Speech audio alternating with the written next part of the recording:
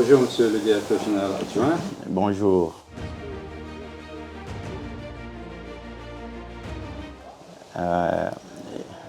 Je suis le docteur Godel Kinyoka Kabalumuna, professeur des universités et directeur général adjoint du Centre d'expertise, d'évaluation et de certification des substances minérales précieuses et semi-précieuses en République démocratique du Congo. D'accord, merci beaucoup.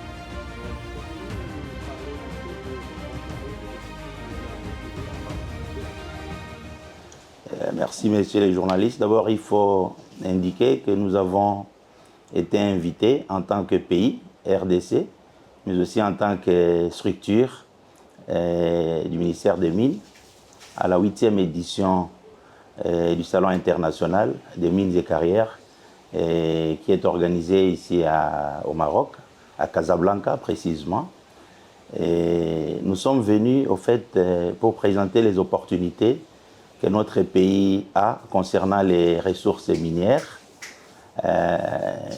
Vous vous en doutez bien, il faut retenir qu'au niveau de notre pays, il y a plus de 1100 substances minérales. Alors nous avons pensé que c'était utile que nous puissions venir parler avec nos frères, les pays africains, pour que nous puissions voir comment on peut exploiter dans un partenariat gagnant-gagnant toutes ces ressources pour le développement de l'Afrique.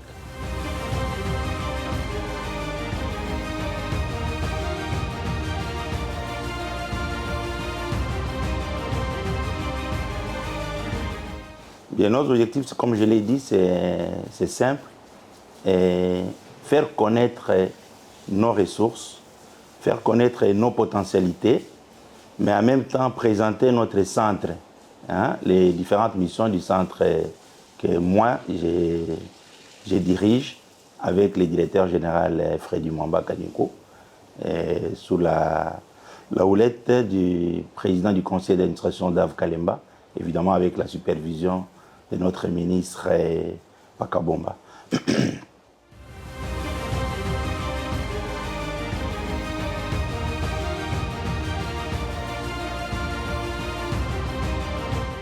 Les défis sont énormes, mais je crois qu'il est important à ce stade de vous parler de nos laboratoires. Alors, nous sommes CEC, nous sommes autorité de certification par excellence des substances minérales de notre pays.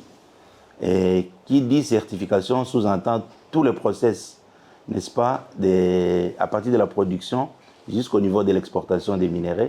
Et nous jouons un rôle dans la certification. On ne peut pas certifier si on n'a pas de laboratoire. Alors les grands défis, ce sont les laboratoires.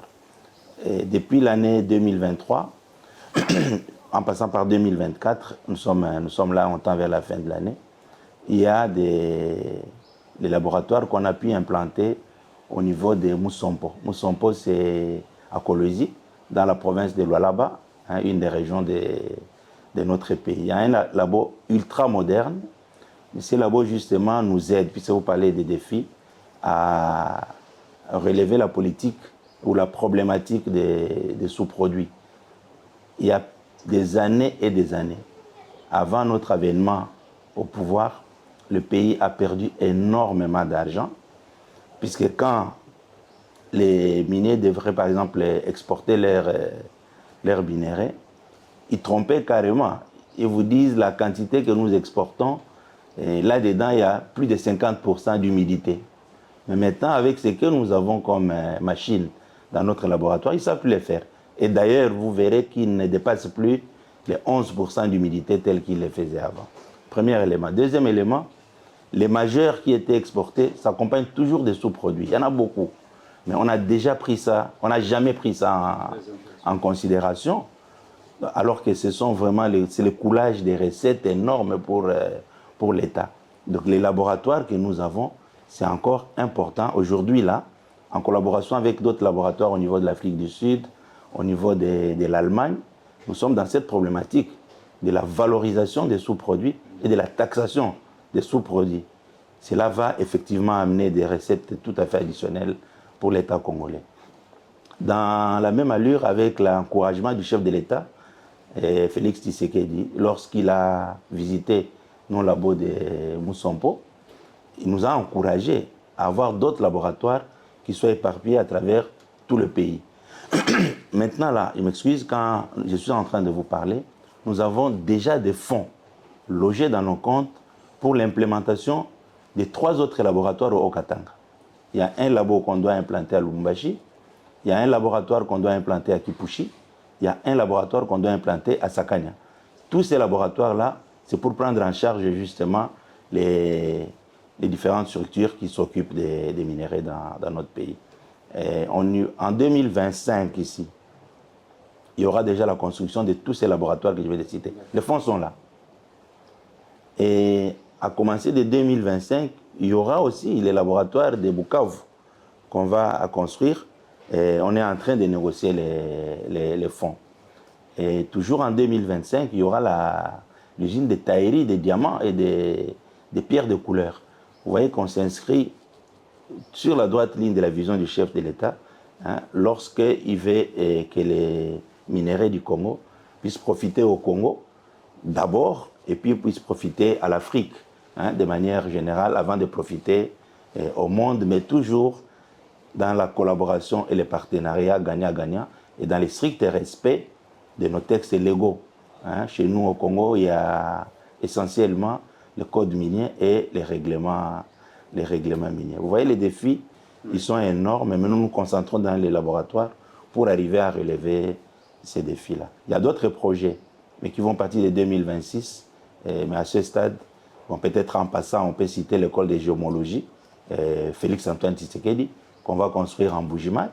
On démarre les travaux en 2025, mais ça devra aller, je crois, jusqu'en fin 2026, début 2027. Donc, vous voyez qu'on ne manque pas de projets pour relever ces défis. Il y a une stratégie d'implantation de différents laboratoires et filiales du CEC, oui, dans ce cas-là. Et puis, comment vous... Pas seulement les labos pour les analyses, oui, mais aussi la construction de l'usine de taillerie. Vous voyez, nous avons un péché au niveau de l'Afrique. Nous produisons des minéraux, mais ce sont les autres qui en profitent au maximum, puisqu'on ne sait pas les transformer. L'usine de taillerie qu'on va implanter au niveau de la direction générale de Kinshasa, c'est d'abord pour la transformation de notre diamant et de nos pierres de couleur. C'est un départ, on part de là, mais on va généraliser sur toute l'étendue du pays.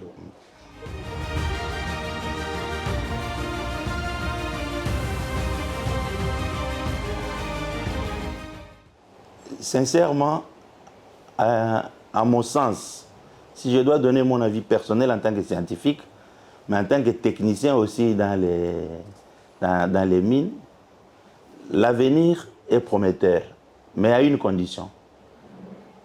Il faut changer de paradigme. Puisque si on continue comme on est en train de le faire, où nous, producteurs, nous qui avons les ressources minières, nous devons continuer à subir la loi de l'Occident, à ce moment-là, nous allons continuer à pleurer comme on le fait maintenant. Les paradigmes, on doit les changer.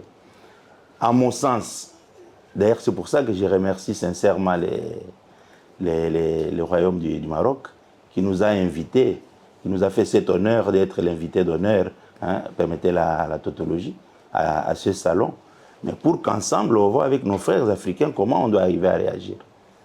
Pour moi, vous voyez, quand on parle de l'Union européenne, c'est la force. Les États-Unis d'Amérique, c'est la force. Mais l'Afrique, nous dormons. Faut-il rentrer sur les États-Unis d'Afrique? Peut-être pas. Moi, dans les nouveaux paradigmes, je pense qu'il faudrait une Afrique unie.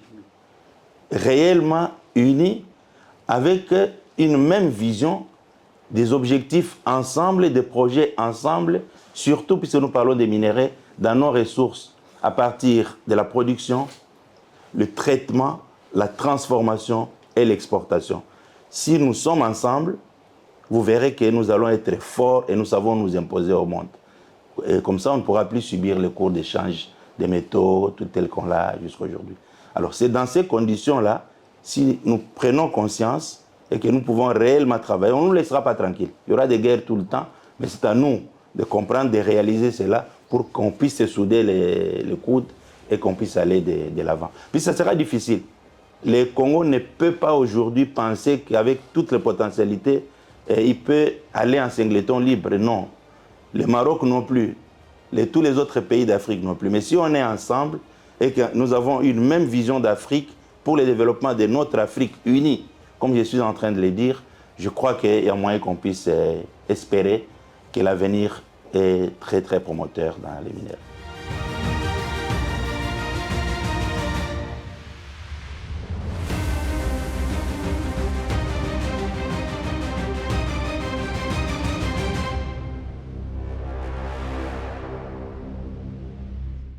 Mais le Maroc est le bienvenu. Le Maroc et le Congo, si vous regardez l'histoire, nous avons toujours été deux pays amis et deux pays frères depuis très longtemps. Depuis l'époque de Mobutu d'ailleurs, hein, jusqu'à aujourd'hui. Et c'est cette collaboration qui continue. Je crois que nous devons effectivement nous mettre ensemble pour développer des projets, des partenariats ensemble. Vous avez les phosphates, hein, vous avez, je crois, timidement le cuivre et les cobalt, alors que nous en avons pratiquement à revendre. Donc il y a moyen que nous puissions être ensemble dans la collaboration. J'ai aimé, je suis allé à Ben Guerir visiter l'université M6, hein, la partie polytechnique. Donc vous voyez que la recherche est pragmatique là-bas. Il y a des problèmes sociétaux qu'on amène au niveau de l'université. L'université trouve des solutions.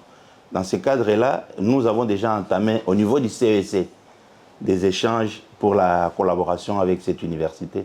Donc avec le Maroc, nous avons beaucoup de choses que nous devons faire. Je crois que nous sommes en train de chuter, mais permettez que, comme nous sommes à la fin de l'année, que je saisisse quand même cette occasion que vous me donnez pour présenter mes vœux, n'est-ce pas, les meilleurs, les vœux de prospérité, les vœux de bonne santé, les vœux de paix, de longévité, à son Excellence Félix-Antoine Tshisekedi Tshilombo, président de la République démocratique du Congo et chef de l'État, mais aussi à Sa Majesté le roi Mohamed VI du Maroc.